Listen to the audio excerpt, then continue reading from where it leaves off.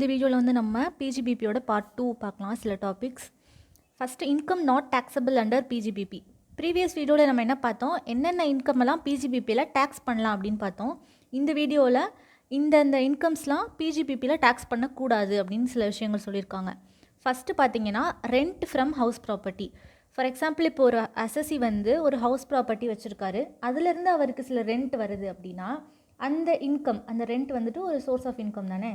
So அந்த ரெண்ட்டை வந்துட்டு அவங்க பிஜிபிபியில் டேக்ஸ் பண்ணக்கூடாது. இன்கம் ஃப்ரம் ஹவுஸ் ப்ராப்பர்ட்டின்னு நமக்கு ஒரு தனி ஹெட் இருக்குது, அதில் தான் நம்ம டேக்ஸ் பண்ணணும். ஆனால் ஒரே ஒரு நோட் சொல்லியிருக்காங்க, என்னென்னு பார்த்தீங்கன்னா letting out house for smooth running of business. இந்த ஒரே ஒரு கேஸில் மட்டும் நம்ம என்ன பண்ணிக்கலாம், பிஜிபிபியில் டேக்ஸ் பண்ணிக்கலாம். விச் மீன்ஸ் இப்போ நான் என்ன பண்ணுறேன், சில கூட்ஸ்லாம் நான் செல் பண்ணுறேன், ஓகேவா. ஃபார் எக்ஸாம்பிள் நான் திருச்சியில் வந்துட்டு சில கூட்ஸ்லாம் செல் பண்ணிகிட்ருக்கேன், அதுதான் வந்து என்னோடய பிஸ்னஸ். இந்த கூட்ஸை விற்கணுங்கிறதுக்காக நான் என்ன பண்ணுறேன், என்னோடய ஒர்க்கர்ஸ் இருக்காங்க பார்த்தீங்களா, அவங்களுக்கு ஒரு ஹவுஸ் ப்ராப்பர்ட்டியில் நான் என்ன பண்ணுறேன், எடுத்து அவங்கள தங்க வைக்கிறேன். இங்கே நீங்கள் தங்கிக்கங்க, ரெண்ட் மட்டும் எனக்கு கொடுத்துருங்க அப்படின்னு. என்னோடய பிஸ்னஸ் நல்லா ஓடணும், இந்த கூட்ஸ் எல்லாம் நம்ம செல் பண்ணணும் அப்படிங்கிற இன்டென்ஷனில் நான் வந்து அவங்களுக்கு ஒரு வீடு கொடுக்குறேன், ரெண்ட் அவங்க எனக்கு கொடுத்துட்றாங்க. அப்போ அந்த மாதிரி வர ரெண்ட் இருக்குது பார்த்தீங்களா, அதை மட்டும் நான் என்ன பண்ணிக்கலாம், பிஜிபிபியில் டேக்ஸ் பண்ணிக்கலாம். ஏன் அப்படின்னா என்னோடய பிஸ்னஸ் நல்லா ஸ்மூத்தாக ரன் ஆகணுங்கிறதுக்காக நான் என்ன பண்ணுறேன், ஒரு வீடு வந்து வாடகைக்கு விடுறேன், அதுலேருந்து வர ரெண்ட்டை மட்டும் நம்ம பிஜிபிபியில் டேக்ஸ் பண்ணிக்கலாம். செகண்ட் வந்து டிவிடெண்ட் ஆன் ஷேர்ஸ். ஸோ ஷேர்ஸ்லேருந்து நமக்கு ஏதாவது டிவிடெண்ட் வந்தால் அதை நம்ம பிஜிபிபியில் டேக்ஸ் பண்ணக்கூடாது, இன்கம் ஃப்ரம் அதர் சோர்ஸஸில் தான் டேக்ஸ் பண்ணணும்னு சொல்லியிருக்காங்க. ஈவன் தோ நம்ம ஷேரை வாங்கி விற்கிறோம், அப்படி நம்ம பண்ணாலும் கூட பிஜிபிபியில் டேக்ஸபிள் கிடையாது. பட் இன்ட்ரெஸ்ட் ஆன் செக்யூரிட்டிஸ்னால் டிபெஞ்சர்ஸ், கவர்மெண்ட் பாண்ட்ஸ் அப்படி வந்துடும். ஸோ அதில் வர்ற நம்மளுக்கு இன்ட்ரெஸ்ட்டை வந்து நம்ம என்ன பண்ணிக்கலாம், பிஜிபிபியில் டேக்ஸ் பண்ணிக்கலாம். டிவிடெண்ட் ஆன் ஷேர்ஸ் மட்டும் நம்ம எதில் டேக்ஸ் பண்ணணும் அப்படின்னா இன்கம் ஃப்ரம் அதர் சோர்ஸஸில் தான் டேக்ஸ் பண்ணணும். தேர்டு இன்கம், ஓகேவா. இந்த இன்கம் வந்து என்னென்னா வின்னிங் ஃப்ரம் லாட்ரிஸ், ரேசஸ் அப்படின்னு சொல்லியிருக்காங்க. ஃபார் எக்ஸாம்பிள் இப்போ நான் வந்துட்டு போய் ஒரு லாட்ரி வாங்குகிறேன், அதில் நான் வின் பண்ணிட்டேன், எனக்கு வந்து ஒரு 50 lakh கிடைக்கிது அப்படின்னா இதை நான் பிஜிபிபியில் டேக்ஸ் பண்ணக்கூடாது, இன்கம் ஃப்ரம் அதர் சோர்ஸஸில் தான் டேக்ஸ் பண்ணணும். பட் இது ஹெல்டாக ஸ்டாக் இன் ட்ரேடாக இருந்துச்சுன்னா பிஜிபிபியில் டேக்ஸ் பண்ணலாம். விச் மீன்ஸ் இப்போ என்னோடய மெயின் பிஸ்னஸே என்ன அப்படின்னா நான் வந்து லாட்ரியை வாங்கி செல் பண்ணுறேன், ஓகேவா. அதுதான் வந்து என்னோடய மெயின் பிஸ்னஸ். அப்போ at the end of the day என்ன ஆகுது அப்படின்னா 2 லாட்ரி மட்டும் செல் ஆகாமல் இருக்குது. அந்த 2 லாட்ரியில் ஒரு லாட்ரி வந்து வின் பண்ணிருச்சு, ஓகே, 50 lakh வின் பண்ணியிருக்கு. அப்போ அந்த 50 lakh நான் என்ன பண்ணணும், பிஜிபிபியில் தான் டேக்ஸ் பண்ணணும். Because held as stock in trade, இது ஸ்டாக் இன் ட்ரேடில் இன்வால்வ் ஆகியிருக்கு. லைக் அது வந்து நான் வாங்கி விற்கிறேன், அந்த பிஸ்னஸ் தானே நான் பண்ணுறேன். ஸோ அந்த கேஸில் மட்டும் என்ன சொல்கிறாங்க அப்படின்னா பிஜிபிபியில் டேக்ஸபிள். நார்மல் கோர்ஸில் டேக்ஸபிள் கிடையாது. நார்மலாக ஒருத்தவங்க லாட்ரி வாங்குறாங்க, அதுலேருந்து வின் பண்ணுறாங்கன்னா கிடையாது, டேக்ஸபிள் கிடையாது. அதே it is held as stock in ட்ரேட்னா டேக்ஸபிள். ஸோ ஃபோர்த்து வந்து எக்ஸம்ப்டட் இன்கம். ஸோ எக்ஸம்ப்டட் இன்கம்னு சொல்லிட்டாங்க, ஸோ இதை வந்துட்டு நம்ம டேக்ஸ் பண்ணக்கூடாது. எக்ஸம்ப்டட் இன்கம் எப்போவுமே டேக்ஸபிள் கிடையாது. Sum taxable under head capital gain for the purpose of section 28(5)A. அதாவது செக்ஷன் 28(5)Aல வந்து சில எக்ஸப்ஷன் நம்ம கொடுத்துருப்பாங்க.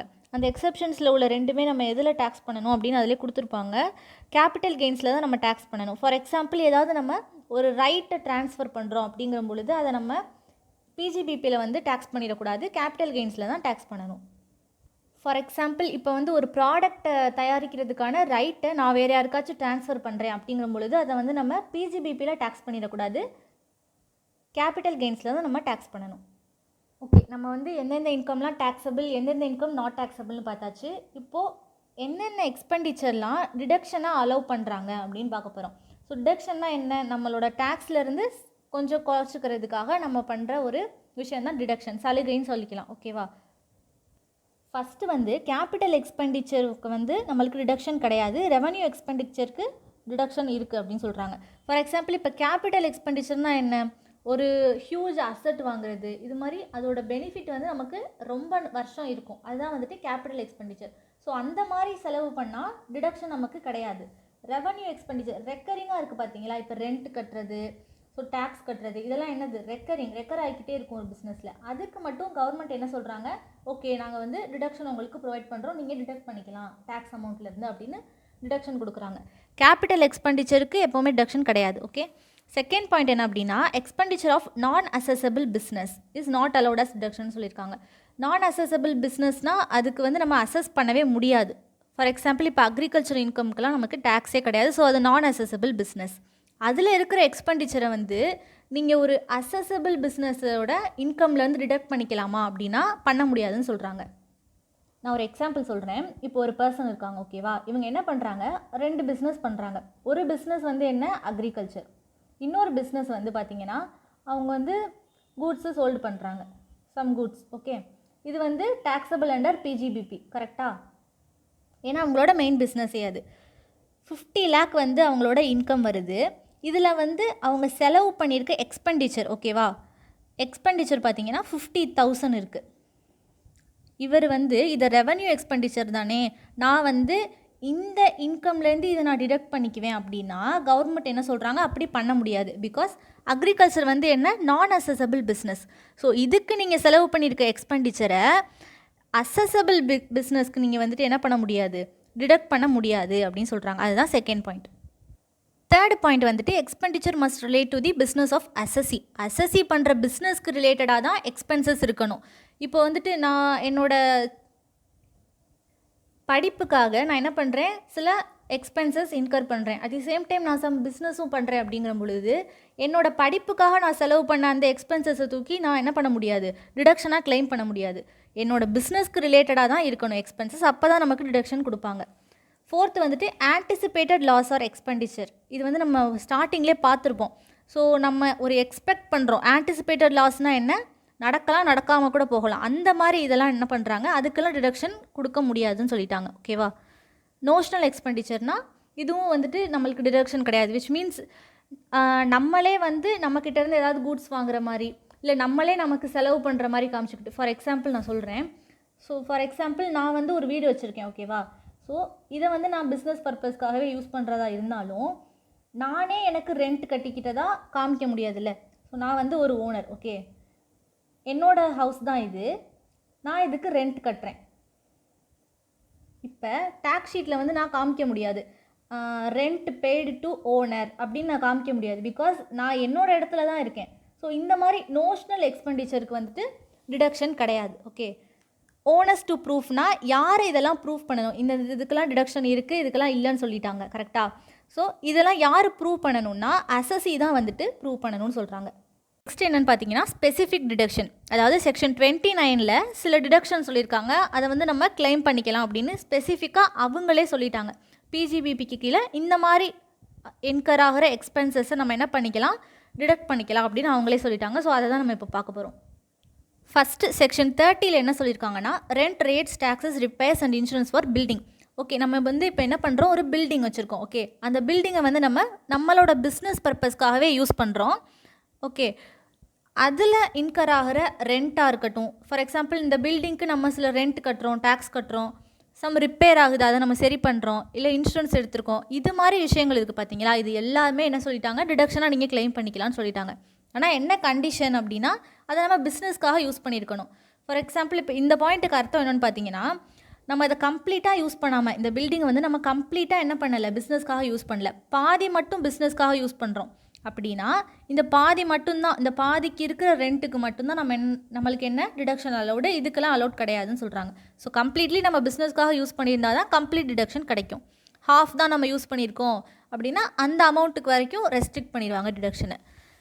Next notional rent. எப்பயுமே நம்மளுக்கு வந்துட்டு நோஷனல் ரெண்ட்டு டிஸ்அலவுட் தான். ஆனால் என்ன சொல்கிறாங்க, rent paid by a firm to its partner for using his premises வந்துட்டு அலௌடு. அது எப்படி அலௌடுன்னு பார்த்தீங்கன்னா, ஸோ இது வந்துட்டு ஒரு பார்ட்னர்ஷிப் ஃபர்ம்னு வச்சுக்கலாம். இந்த பார்ட்னர்ஷிப் ஃபர்மில் வந்து ஒரு பார்ட்னர் தான் எக்ஸு, ஓகேவா? இவர்கிட்ட ஒரு பெரிய ப்ரெமிசஸ் இருக்குது, ஓகே, ஒரு பெரிய பில்டிங் இருக்குது. இவங்க என்ன பண்ணுறாங்க, இந்த ஃபர்ம் அப்படின்னா இந்த பில்டிங் வந்து எங்களுக்கு தேவைப்படுது, ஸோ எங்களுக்கு இதை கொடுங்க, நாங்கள் ரெண்ட் கொடுத்துட்றோம் அப்படின்னு இந்த பார்ட்னர்கிட்டே, ஒன் ஆஃப் தி பார்ட்னர் எக்ஸுக்கிட்ட சொல்கிறாங்க. இவரும் அக்செப்ட் பண்ணுறாரு. ஸோ மந்த்லி வந்து ரெண்ட்டும் ரிசீவ் பண்ணுறாரு. அப்போ இது என்ன அப்படின்னா நோஷனல் ரெண்ட்டு நம்மளால் சொல்ல முடியாது. ஈவன் தோ உங்கள் பார்ட்னரோட பில்டிங்கை தான் நம்ம யூஸ் பண்ணுறோம், பார்ட்னரோட பில்டிங்கை தான் அந்த பார்ட்னர்ஷிப் ஃபர்ம் யூஸ் பண்ணுது அப்படின்னாலும் அந்த ரெண்ட்டை வந்து நம்ம எப்படி கன்சிடர் பண்ணணும், அது ஒரு ஆக்சுவல் ரெண்ட்டாக தான் கன்சிடர் பண்ணணும், நோஷனல் ரெண்ட்டாக கன்சிடர் பண்ணக்கூடாது. ஸோ இந்த மாதிரி பார்ட்னர்ஷிப் ஃபர்ம் வந்து அந்த பார்ட்னரோட ப்ரெமைசஸை எடுத்து யூஸ் பண்ணி ரெண்ட் கொடுக்குறாங்க அப்படின்னா அதுக்கு வந்து டிடக்ஷன் அலவுடு அப்படின்னு சொல்கிறாங்க.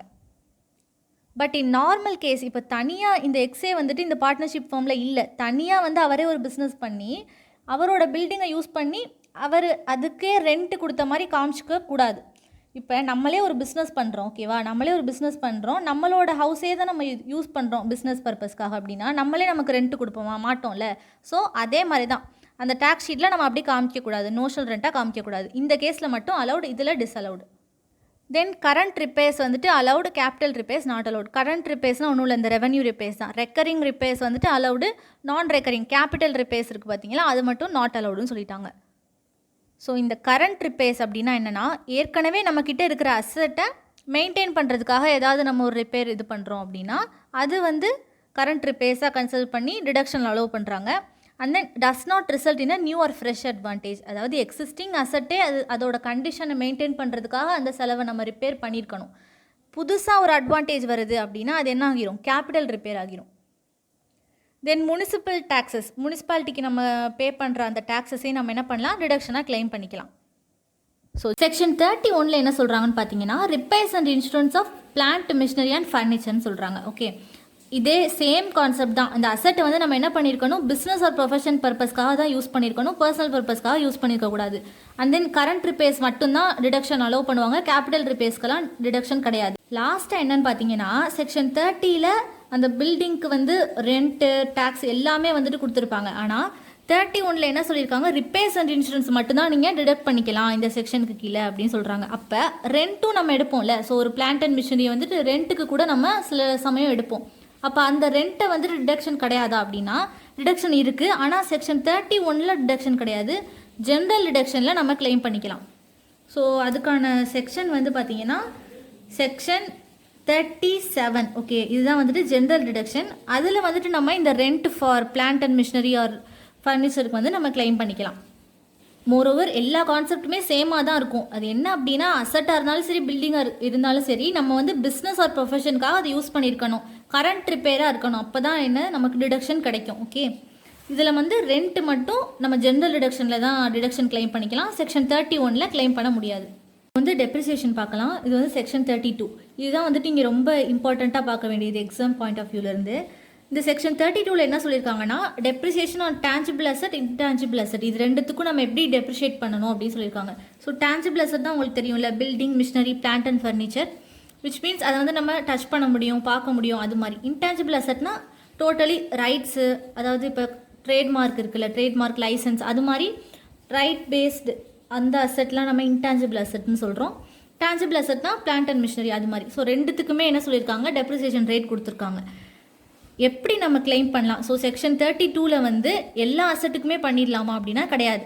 ஓகே, ஸோ நம்ம வீட்டில் இருக்கிற அசட் கூட நம்ம டெப்ரிசியேஷன் கிளைம் பண்ணலாமானா அதெல்லாம் கிடையாது. 2 கண்டிஷன் சொல்கிறாங்க. Asset must be owned by the அசஸி.